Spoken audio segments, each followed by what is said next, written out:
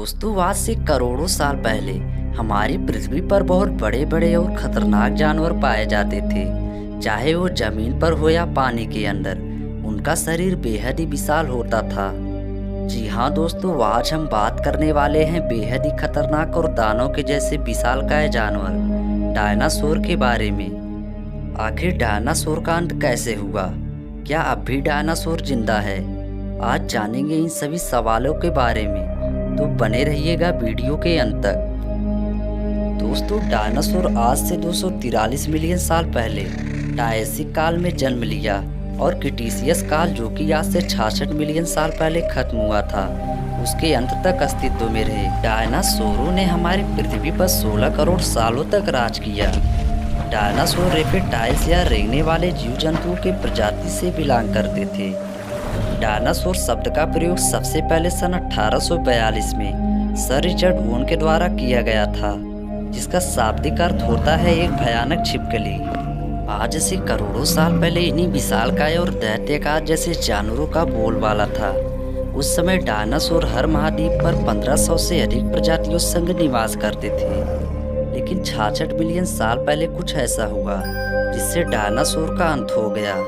आपको जानकर आश्चर्य होगा कि डायनासोर आज भी हमारे बीच ही हैं, बस उनका रूप और आकार थोड़ा सा बदल गया है।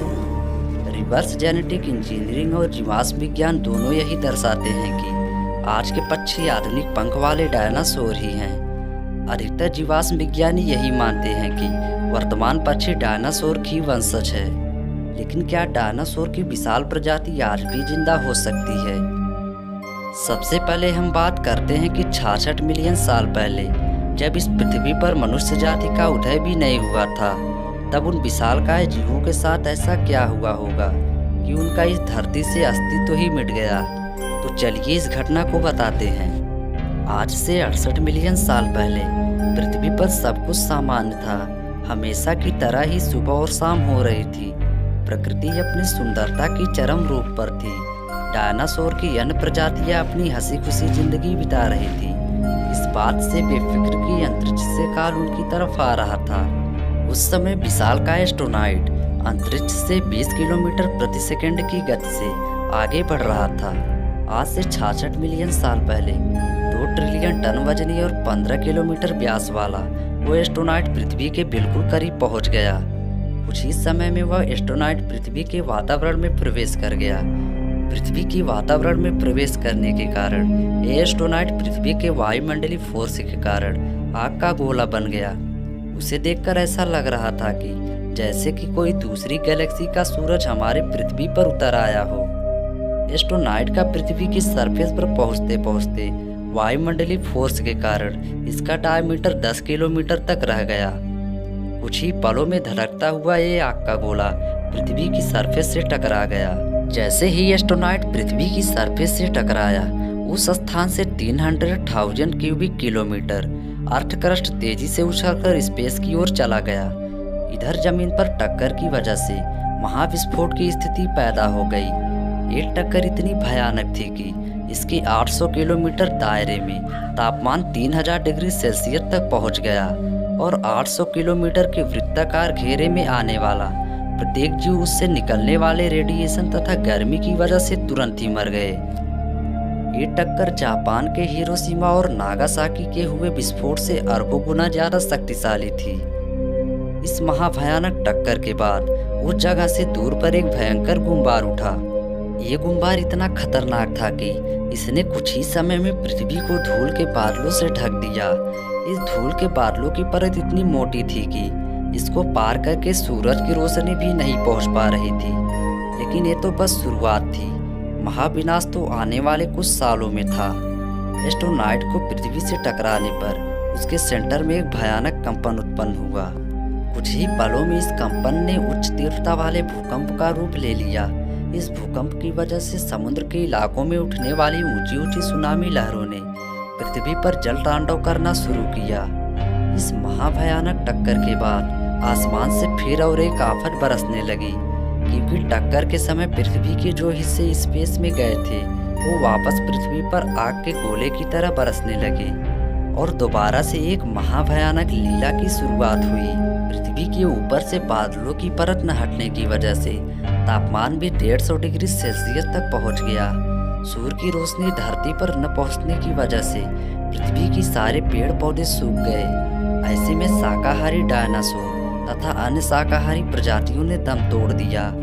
अब बारी थी मांसाहारियों की। शाकाहारी प्रजातियों के खत्म होने के बाद डायनासोर के आगे भोजन खत्म होने की एक विकराल समस्या थी।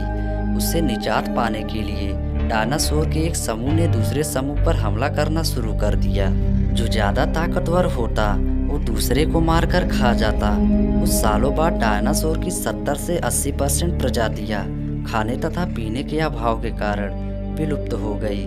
बाकी 20% बचे डायनासोर ने अपने अस्तित्व को बचाने के लिए एक दूसरे पर हमला करना शुरू कर दिया और कुछ ही समय में सारे डायनासोर खत्म हो गए। लेकिन इस समय में एक प्रजाति ऐसी थी जिसने अपने आप को इन सभी हमलों और प्राकृतिक आपदाओं से बचा लिया, और वो है मेमल्स। दोस्तों, ये छोटे छोटे जीव जो डायनासोर से बचने के लिए जमीन में बिल बनाकर अंदर चले गए, और यही मेमल्स आगे चलकर नई प्रजातियों के उद्भव का कारण बने। जिस समय एस्ट्रोनॉट पृथ्वी से टकराकर अपनी विनाश लीला रच रहे थे, उस समय इन मेमल्स ने उस विनाश से बचने के लिए अपने आप को बिल में छुपा लिया था।